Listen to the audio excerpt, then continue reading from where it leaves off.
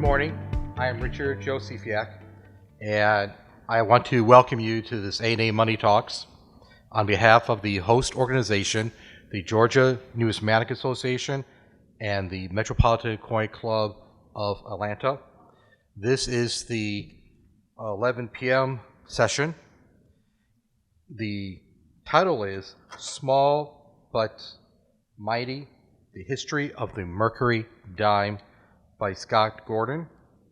This presentation covers the Mercury dime's history, starting with Teddy Roosevelt's appointment of Augustus Saint-Gaudens to redesign U.S. coinage. It focuses on the 1916 dime and the challenges in its design, minting, and distribution. The presentation also explores grading, key dates, rarities, counterfeits, and more. Scott Gordon worked as a C-suite executive in various businesses over the years before transitioning to a pocket dealer in recent years. Gordon is an avid collector with a passion for American Renaissance coinage, particularly Adolph Weinman's designs. And welcome. Thank you. It's good to be here. My name is Scott Gordon. I'm very excited to share with you Small But Mighty, the history of the Mercury dime, or as I like to call it, the curious case of the winged Liberty dime, or some call it the winged head Liberty dime, and the Renaissance of American coinage. Let's see. Oh, I got to hit the right arrow. So here are some of my sources. I don't have them on every slide, but some great things if you're interested in Mercury dimes. My favorite book, A Complete Guide to Mercury Dimes, 2nd edition by David Lang. Excellent, excellent book. In my opinion, probably the best book on Mercury dimes available. Treasure Hunting Mercury Dimes by John Wexler and Kevin Flynn. Some of the examples I'll be sharing today are from that book, but there's hundreds of varieties out there, and that book does an excellent job of covering most of them. Of course, new ones are being discovered all the time. Guidebook of Mercury Dimes et al., and the et al. Is Standing Libs and Walking Libs by Q. David Bowers. A lot of the photos taken here are from WikiCommons, Coin World, and or my own collection. So what is the push for American coinage, the Renaissance of American coinage? Teddy Roosevelt, during his presidency, looked at our coinage and said, it's not very good. I don't like it. He looked to Europe, and he loved the European coinage. And he wanted American coinage to look like that. He wanted to have it, quote, worthy of this great nation. And he brought in his good friend Augustus Saint-Gaudens at that time to redesign the cent, the eagle, and the double eagle. Saint-Gaudens got to work. Unfortunately, he was dying from cancer at that time. And before he was finished, he finished designing, but before anything really rolled off the presses, he had passed away. Interestingly, his design for the cent was he was going to bring the Flying Eagle cent back, and he pays homage to that on the reverse of the double eagle. So Saint-Gaudens passes away, and a large part of the issue between the delays in getting his designs out were essentially caused by Charles Barber. Charles Barber was never a fan of bringing in artists from the outside to do any of the design work for the mint. In 1891, the mint had tried to bring in outside artists at that time, but they weren't paying enough money. The turnaround time frames for the design was very short, so the known artists, or the respected artists and engravers, boycotted this contest. And so they got about 100 amateurish kind of drawings, and they said, okay, Charles, why don't you take it over? And that's where we get Barber coinage. He would reprise this sort of role. He was very defensive of his role at the mint, and he would give several people a hard time, whether it was Victor David Brenner. He put James Earl Fraser through fits, and he would reprise that role again in 16. So who was Adolph Weinman? He was born in Germany, and he moved to the United States, or emigrated here at the tender age of 14. A year later, he was attending art classes in New York, and it wasn't long before he was studying under Augustus Saint-Gaudens himself. He was a member of many prestigious societies there, the National Sculpture Society. Many of his works were featured at the Summer Olympics in 1928. He was a renowned sculptor and medalist. Served on the U.S. Commission of Fine Arts, the National Institute of Arts and Letters, but today, and others, but today we know him best for his designs of the Walking Liberty $50, which we still enjoy today as the American Silver Eagle obverse. And of course the Mercury dime, which I'll cover today. A lot of people aren't aware, but his son Howard followed in his footsteps and designed the Long Island Tercentenary, which is this coin here. And the Tercentenary was one of the classic commems that came out in '36. The obverse depicts a Dutch settler and an Algonquin tribesman, and the reverse a Dutch sailing ship. And I'm a sucker for coins with ships on them, so I certainly have one of these, as well as I see it as an extension of my collection of Weinman's designs as well. But enough about him, let's get back to his dad. Before the Mercury dime was designed, Adolph Weinman was a renowned medalist. Among some of the more famous medals he designed were the medal, starting in the upper left here for you guys, the American Institute of Architects Medal, the National Institute of Arts and Letters Medal. This medal here is very special. This was designed for Roosevelt for his inaugural medal. It was actually designed by Augustus Saint-Gaudens, but again, Saint-Gaudens was very ill at that time. So he turned to his protege, Adolph Weinman, to actually do the engraving. So this is Augustus Saint-Gaudens' vision with Adolph Weinman's technical skill and hands. And you might recognize the eagle being similar to the $10 gold eagle. Adolph Weinman was also commissioned for the 100th anniversary of the Louisiana Purchase Medal, of course the Walker, and the Saltus Medal Award, which is presented by the American Numismatic Society for contributions in medal making and medalists. Interestingly, he designed this in 1913. Interestingly, he received it in 1920. Some other notable medalists that received this award were James Earl Fraser of Buffalo Nickel fame, Adolph Weinman, of course, John Flanagan, who would, a decade later, design the Washington Quarter, Victor David Brenner, whose initials were so unceremoniously removed from his creation, Herman Atkins McNeil, who would be alongside Weinman in 1916 fighting to get his quarter made, Paul Manship, who doesn't have any numismatic credentials, but I found a medal that he designed here for the Carnegie Corporation, Laura Garden Fraser, who is one of my favorite engravers. Today, her work is on the obverse of the quarter. She was a runner-up in 1931-32 for the quarter. She lost that to John Flanagan. Her quarter was made as a $5 piece in 1999, and it's absolutely stunning. She also teamed up with her husband, James, to make the Oregon Trail commemorative.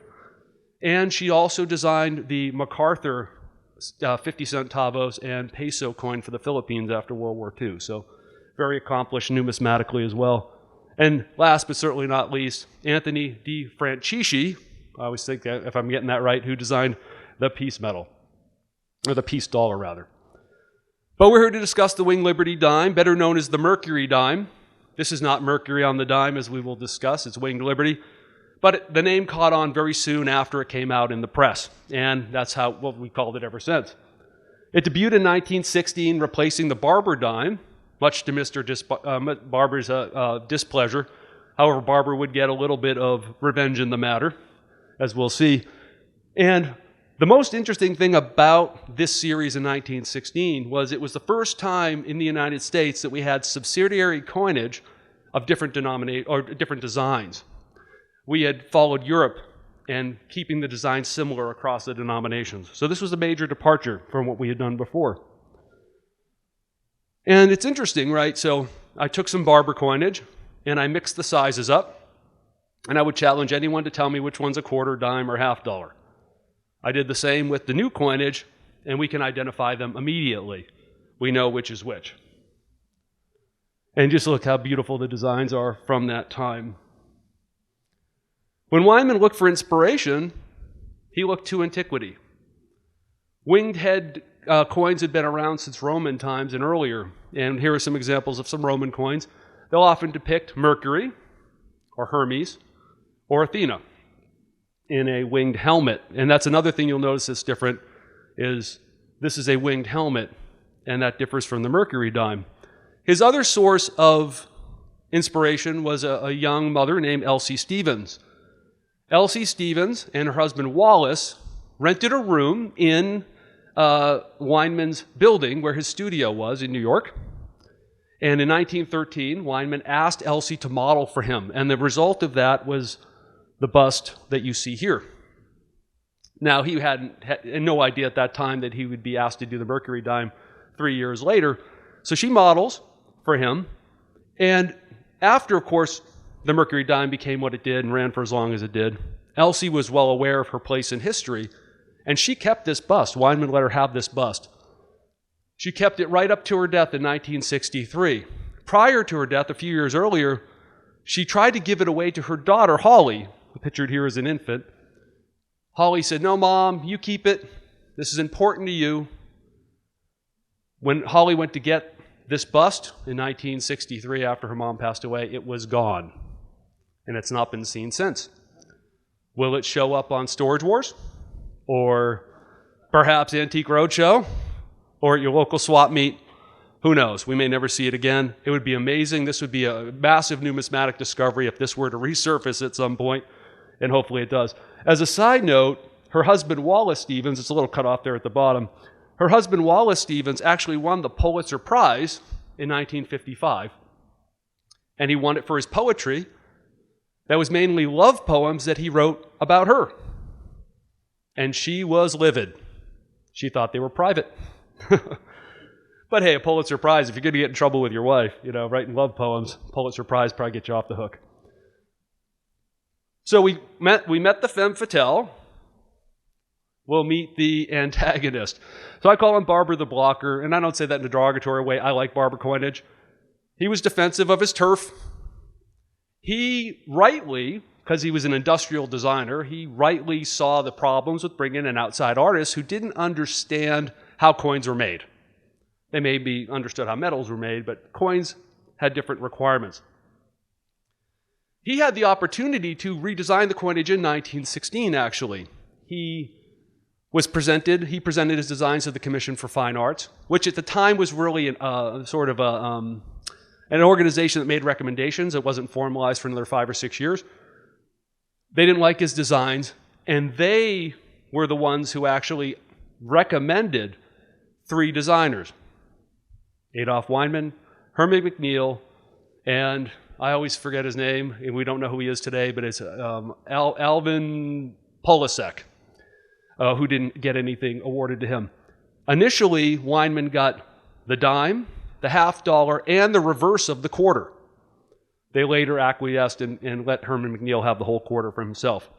But as these things were coming out, true to form, Barber went right to work being an obstructionist and trying to block the process so he could save his coinage.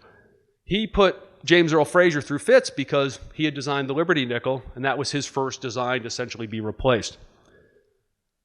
During all of this, there was a gentleman there you may have heard of, George Morgan, who proved to be quite helpful to both Weinman and McNeil in getting their designs to realization. Of course, he wasn't having any coins replaced at that time either. But there was another problem in 1916. America was advancing, and we had all sorts of vending machines everywhere. Think penny arcades and Nickelodeons and something called the payphone, which was quite new at that time. There was a gentleman named Clarence Hobbs, and his name struck terror in the hearts of people at the Mint. Why was this?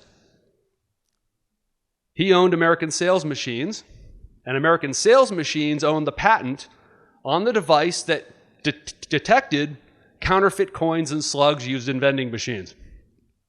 So any new coins had to be approved by him that they worked with his device. He also, by the way, just so happened to have the contract with the post office for all the stamp vending machines. So the folks at the Mint were quite terrified that if it didn't work, they would get on the wrong side of history with the post office. And also, in those days, if you had a phone in your house, it was a payphone. You didn't have a monthly bill with AT&T, mail them a check or whatever.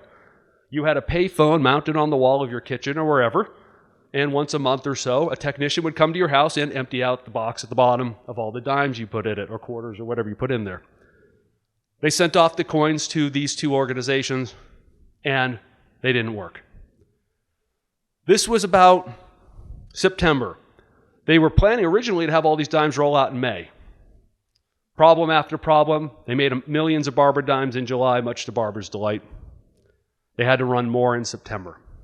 There were supposed to be no Barber dimes in 1916. We end up with over 26 million Barber dimes in 2016. This was the latest delay. But Barber did actually step up and do the right thing here. There were a couple things that had to happen on the dime, which he made happen. One was they had to reduce the size of the design. The head took up too much of the obverse. It was too close to the rims. The rims were wire rims. So they flattened the rims out so they were more like the Barber dimes, sent some more samples out, and boom, they worked. And they went on to produce them. Starting on October 13th, production began in earnest. Like, full stop, let's go. We got to get these out for distribution by the 30th of October, which they did.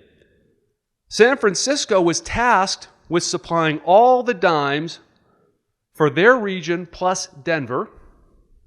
Philadelphia would produce the rest. Denver started producing Mercury dimes. There are no records precisely how long the presses ran, but it's believed that if all the presses ran full tilt for one day, they could have made the 264,000 that were minted, but no one knows for sure. They started to produce the dimes, stop the presses, make quarters. This accounts for the low mintage in 1916 of the Denver dime because they made quarters through the rest of the year. They resumed production of the dimes in 17, and this is why we have the two types, the type of 16 and the type of 17 in 1917, which is the repurposing of the dies that did not get used in 16. We'll talk about what the differences are with those in a moment. Some design elements on the Mercury dime that are important. We'll start with the reverse. Of course, the fasces. We're always going to look for that middle band on the fasces. We're going to look how the fasces wears down. The diagonal bands are particularly important to me because to me, when I'm grading Mercury dimes, that's a transition point between VF and XF, is the strength of that diagonal band oftentimes. We have the olive branch wrapping around as well. We're going to see how these wear in a minute. It becomes important toward the end when I'm going to try to trick you all. Then we have the obverse. Note the hairline. And if you remember the bust, the hair being very prominent on the bust that was used, this is a major grading point, as well as the wing. So we see the wear that starts to happen on the hair and the wing first. We have the Phrygian cap, which is different from the helmeted versions I showed you of the ancient coins.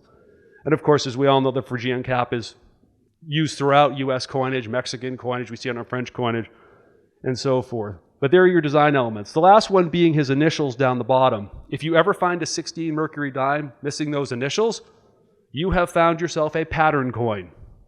Congratulations. Take it and get it certified. Then we have the controversy of the fasces itself. The reason the fasces was used initially was to project strength. It was World War I. We're strong. This was what the Roman consuls carried around to project strength. And the olive branch was, of course, yeah, we'll be peaceful too, but if you mess with us, you're going to get the axe. That was the idea. No one knew that in 1920-21, a gentleman named Mussolini would adopt the fasces for his fascist party, which is where the word comes from. And here's an example of a 1927 5-lire where we have an eagle grasping a fasces at its talon, and the big M for Mussolini with the fasces behind it. There was a movement to redesign the dime again and take this off, and the design proposed at that time was a Ben Franklin dime. It didn't get too much momentum, lost its steam, and this dime continued until 1945. If we look at grading dimes, starting with a mint state dime, we know what a mint state dime is.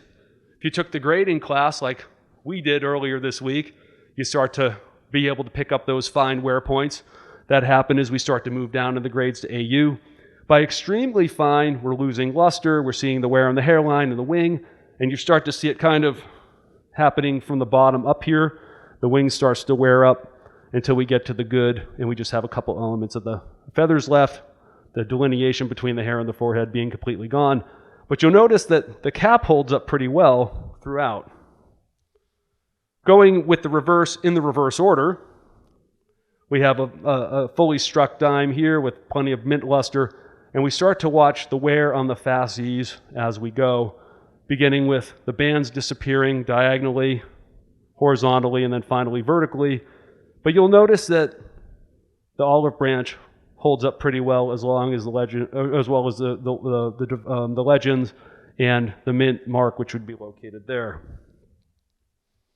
So what are some keys to collecting? But if you collect Mercury dimes, you know to look for full bands dimes. Now, I would argue there's a difference, some call it splitting hairs, between full bands and full split bands.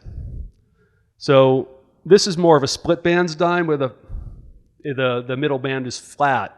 In my opinion, to be full bands, you want rounded bands that are fully struck. We're going to talk about key dates. We're going to look at some full band stuff, condition rarities, and varieties. Our key dates, the 16D. That is the king of the Mercury dimes, or the queen, if we say it's L.C. Stevens on there, or the princess. 264,000 struck. Then we get into the 20 and 21, P and D. I would argue in a lot of ways that the P is actually rarer than the D, and I'm going to show you some examples later, but the D is the one that gets the premium typically. We have the 31, the 26, and then we get the 31 and the 30S. And while they're low mintages, they're not particularly rare, and I'm going to tell you why in a couple slides. To me, as a type collector, if you're a type collector, I would always push you towards, say, a 16. You can get a full bands, beautiful MS66 1916 Philly for like $220, $230. Beautiful coin if you're a type collector for your type set. Else or I direct people to the proofs. And I love these low proof mintages from the 1930s and early 40s. I mean, this is crazy town. And these you can pick up relatively inexpensively. I recently got an MS67 42. And most of these have full bands, but I'll tell you, not all proofs have full bands, surprisingly enough, so you want to check them. But I picked one of these up for just under $200 in a very high MS state. So this is also a nice option for type collectors. As we get into types and varieties, we talked about the type of 16 and the type of 17. Both the Denver Mint and San Francisco Mint had them. The type of 16 has a textured surface. Adolph Weinman, being a metalist, preferred a textured surface to really bring out the elements of the design.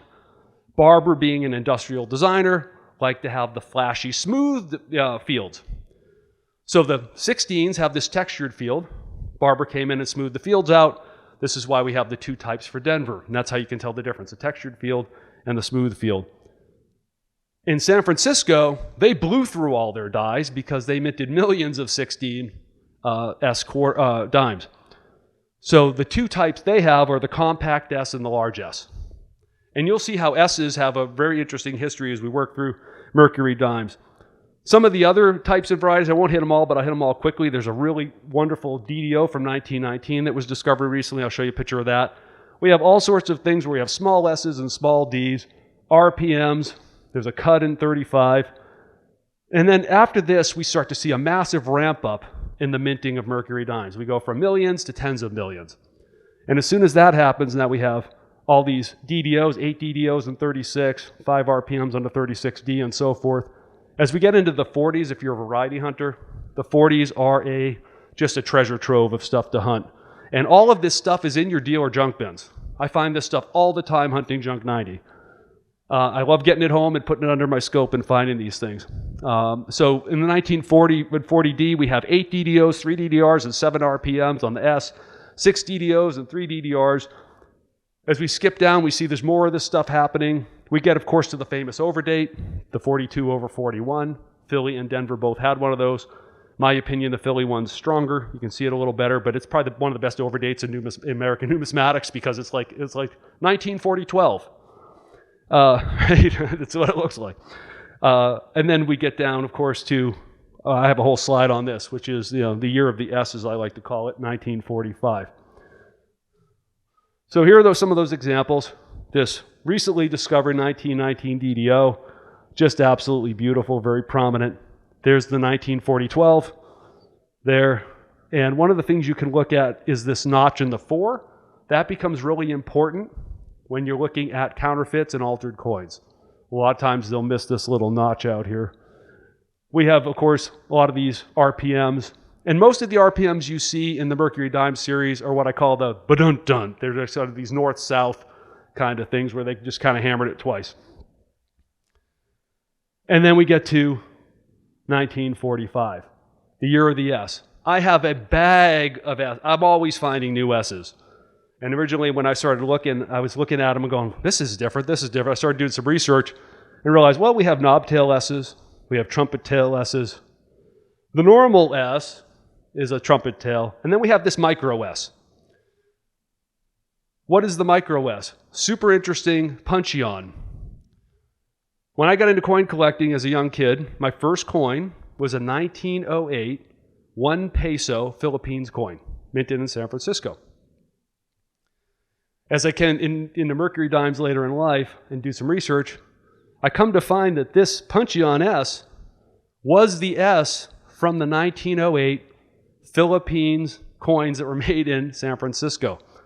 And it was only used this year, and who knows why? Someone found it in the back room somewhere. It came out in 1945. They used it just for this one issue only. And these are not particularly uncommon. You'll find these in junk 90 bins all the time. Condition rarities. We have kind of two types of condition rarities. One are full bands rarities, and you can see them all here. The most interesting one being the 1945 Philly. It's got one of the highest mintages. You'll find them in abundance in AU plus condition in your junk 90 bins. If you find one with full bands, you could probably retire. I mean, these things go for $50,000, $60,000, $70,000 in the high MS with full bands. Rarest in the whole series.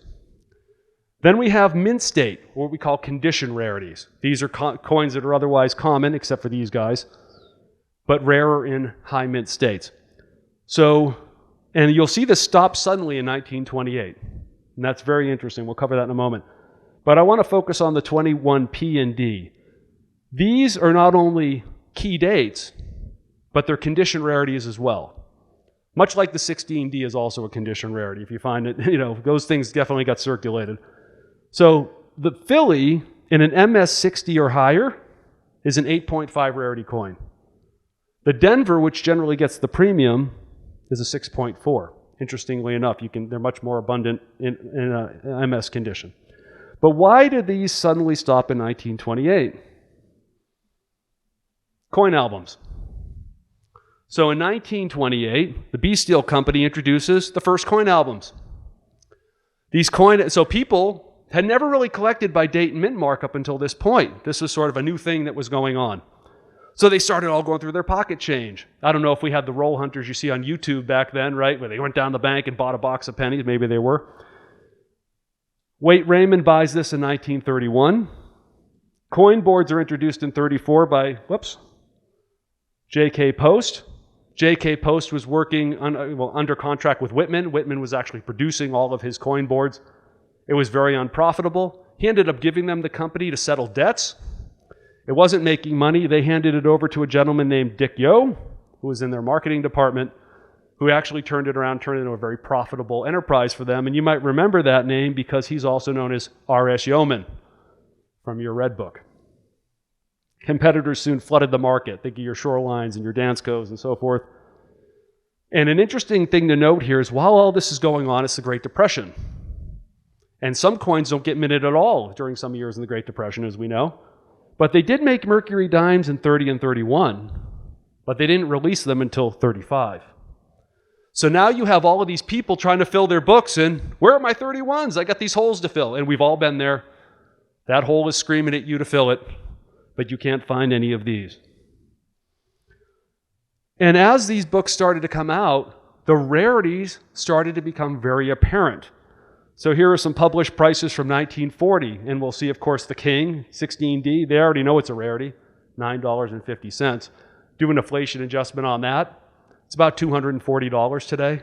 How many folks would buy a Mercury, a 16D dime for $240 in any condition, right? Even with a staple scratch, right? But in this case, we have the 21P is more than the 21D. Isn't that interesting? and then the 26S.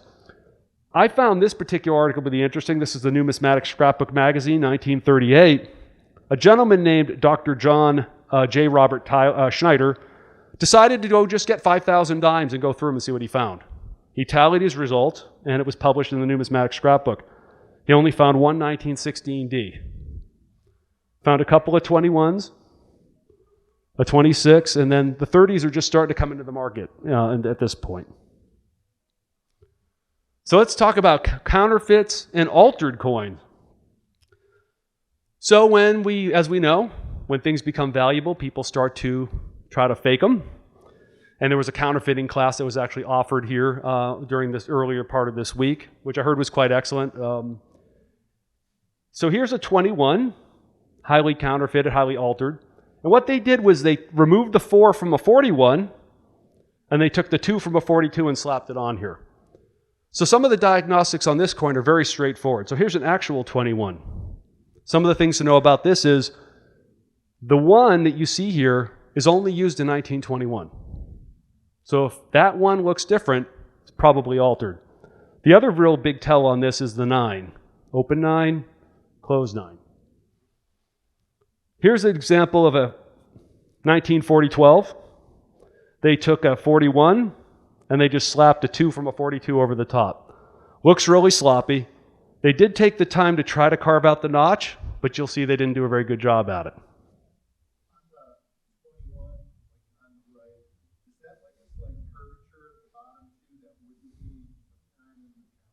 This one? I think that's just a shadow. Yeah. So let's talk about the 16. So the most counterfeited U.S. coin is or altered coin, 1909 SVDB. Number 2, 16D. We were talking about this. I took the grading class, which was excellent, highly recommend it. And we were talking about some things like, what do you buy when you go into your dealer's shop? And one of the things I talked about was my dealer had this 16D dime hanging in the glass case for a long time. And I said to them, I would buy that from you if it was in a slab, because it's so highly altered. And so they sent it in, got it slabbed, I ended up buying it. So Bob tells a story, he was one of the instructors, Bob Moore, and he said there was a gentleman who drove from Florida to Maine, and he plotted out his whole route to get to Maine. And he wanted to hit as many coin shops as he could on the way to Maine. And if you've been guilty of plotting road trips like that, raise your hand. So his goal was to get as many 16Ds as he could. He got 51 16Ds between Florida and Maine. Only 7 were authentic. Considering the price of a AG, you might be able to pick one up in a 2x2 flip for $800. Maybe a good $1,000, $1,100. Multiply that by 51 and 7 are right. That's a bad day. So what do? Here's an example where they took a D off a 17D, slapped it on a 16D. Oftentimes the D is correct, but they don't have it at the right angle. I'll show you that in a minute. Here's a 16D where they added a D from 34 to 45. It's a very different D. It's got a different opening. It's taller. It's got different serifs on it. Here's one where they tried to chase a D up out of the field, and you'll see it's got this thing going on with the serifs where the serif should be straight. And of course, this long oval opening is incorrect. And here's somebody's ill-advised attempt to turn an S into a D, who obviously never learned the alphabet. So in 1916, they used 4 reverse dies. As part of my set as a collector, I'm trying to collect all 4. Die 1 has the D up very close. You'll notice they all have the same orientation on the D, first of all. Very close, up above the leaf here, orients kind of in this with the giant E on dime.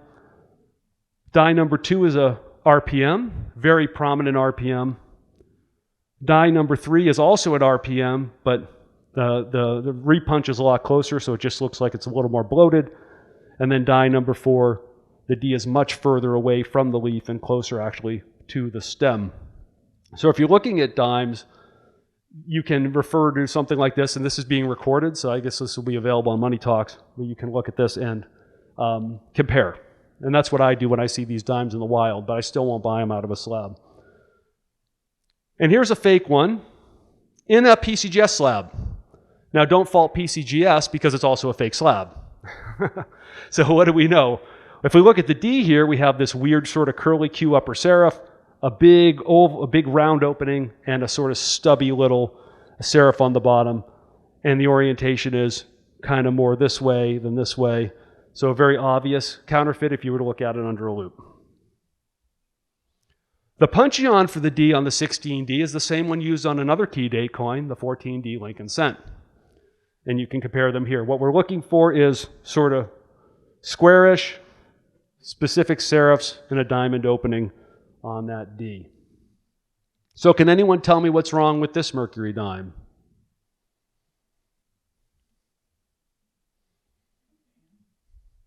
No band?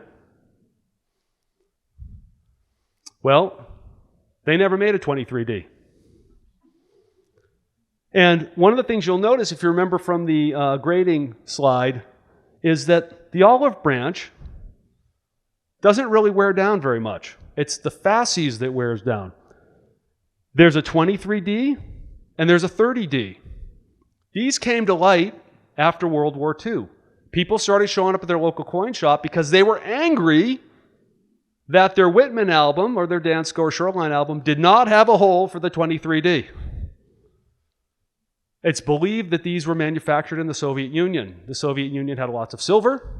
They were having a hard time moving that in the marketplace, and they found it was a lot easier to spend it as Mercury dimes. So servicemen started coming home from Europe with these, spending them in circulation, and they had the wherewithal to try to make them look circulated. But all things must pass. That's a beauty, isn't it? Enter the Roosevelt dime. So as the Mercury dime was coming up to the end of its life, there's a big movement, as I mentioned, for the Franklin dime. And that movement was gaining momentum until FDR passed away. FDR being a big proponent of the March of Dimes, it was determined that he should be honored by putting his face on the dime. So John Sinek designed the Roosevelt dime, and Franklin got his turn, as we all know, in hindsight, on the $50. Thank you for coming. I appreciate it.